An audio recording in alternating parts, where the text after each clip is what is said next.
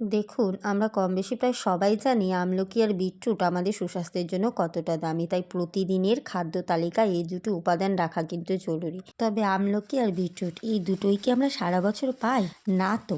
মূলত এই দুটোই শীতকালীন ফল সবজি, আর শীতকালটা সদ্যই বিদায় নিয়েছে। তার সঙ্গে মার্কেট থেকে বিটরুট, আমলকি কোথাও হচ্ছে। তাই একবারে অনেকটাই বিটরুট আর আমলকি নিয়ে এসে পরের সিজন পর্যন্ত খাওয়ার জন্য আমি ঘরে সংরক্ষণ করার ব্যবস্থা করে নিচ্ছি।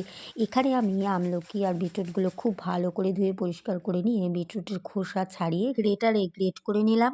এবার গোটা জিরে, মৌরি আর গোটা গোলমরিচ একটু ভেজে নিয়ে গুঁড়ো করে নিয়েছি। তার সঙ্গে সামান্য চিনিও গুঁড়ো করে নিলাম। এক্ষেত্রে মিষ্টি থাকলে আরও ভালো হয়। এবার গ্রেট করা আমলকি, বিটরুট একসাথে মিশিয়ে নিয়ে গুঁড়ো চিনিটা তার মধ্যে মিশিয়ে নিলাম। সঙ্গে ভাজা মশলার গুঁড়ো আর পরিমাণ মতো বিটরুট দিলাম। এই মিশ্রণটির সঙ্গে গ্রেট করা আদাও মিশিয়ে দেওয়া যেতে পারে।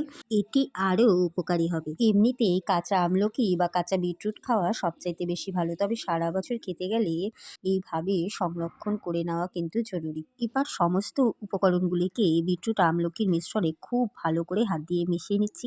এরপর একটি থালায় ছড়িয়ে নিয়ে সোজা চলে যাব রোদের দিকে। শীতকাল শেষ মানে বসন্তের শুরু, আর এই সময়টাতে না থাকে কুয়াশা, না থাকে ঝড় বৃষ্টির ভয়।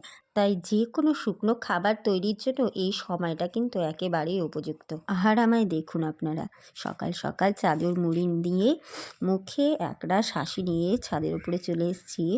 এবার এই মিশ্রণটিকে দেখুন ভালো করে থালার উপর ছড়িয়ে দিচ্ছি, যাতে করে রোদে তাড়াতাড়ি শুকিয়ে যায়। আর এই সময় রোদটা যেহেতু করা হয়, তাই 5 থেকে 7 দিনের মধ্যেই খুব ভালো করে এটি শুকিয়ে যাবে।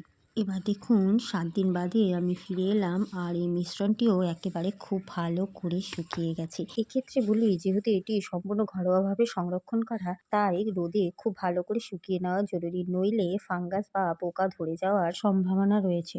এই মিশ্রণটি আমরা মুখ শুদ্ধি হিসেবে খাওয়ার পরে খেতে পারি, এবং খেতে পারি পানীয় হিসেবে জলের সঙ্গে মিশিয়ে।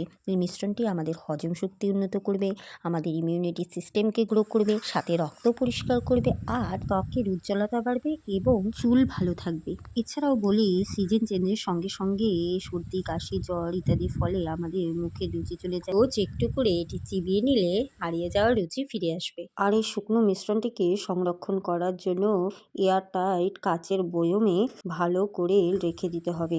আর জলের সঙ্গে মিশিয়ে পানীয় হিসেবে খেতে চাইলে আমলকি, বিটরুট গ্রেট করে মিশিয়ে নিয়ে এভাবে রোদে শুকিয়ে নিতে হবে, কোনো রকম মশলার উপকরণ ছাড়া।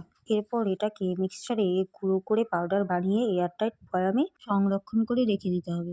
আমলকি, বিটরুটের এই অসাধারণ যুগলবন্দি হতে পারে আমাদের মুখরোচক মুখশুদ্ধি, সেই সঙ্গে আমাদের শরীরের সামগ্রিক সুস্থতায় একেবারে জাদুকরি। আর আমাদের প্রতিদিনের খাদ্য অভ্যাসে এই রকম একটি খাবার খেয়ে আমরা হতে পারি সুস্বাস্থ্যের অধিকারী। চলুন তবে আজকের মতো বিদায়। দেখতে থাকুন খাই খাই, টাটা।